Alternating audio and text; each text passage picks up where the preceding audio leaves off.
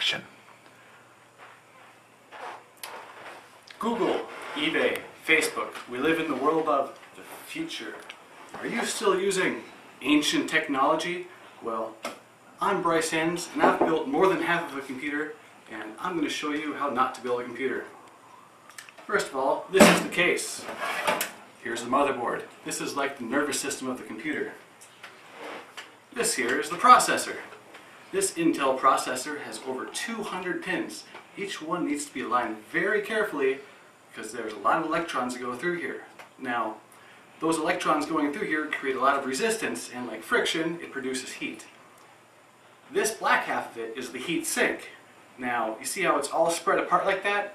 Well, think on a really hot day, you're not going to want to be sitting like this. You're going to want to be sitting like this. So this heatsink helps to, say, spread the arms of the processor to cool it down. Now, this is a very important part, and you got to be very careful with it.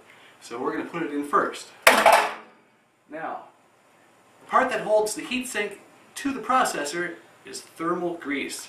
This, they discovered, they weren't able to make the heatsink completely flat and the processor completely flat, so this is like glue with metal put in. So they add this to help keep heat at a minimum. This is a hard drive. This one is 40 gigabytes. This is where all your major components are stored. Where your windows are stored, your programs, this is all the good stuff. Now, this is the video card. This handles all the major calculations and computations that your main processor doesn't feel like doing. This is so you can go on the internet, 56K modem, so you can talk to the other guy who still uses America Online. This is a 3.5 floppy drive. This helps you load games like Wolfenstein 3D. Now, this is CD-ROM. This one doesn't go in the back, this one goes in front. It helps you load all your software that you'll be playing. Now, normally, it's kind of tough to get it in there.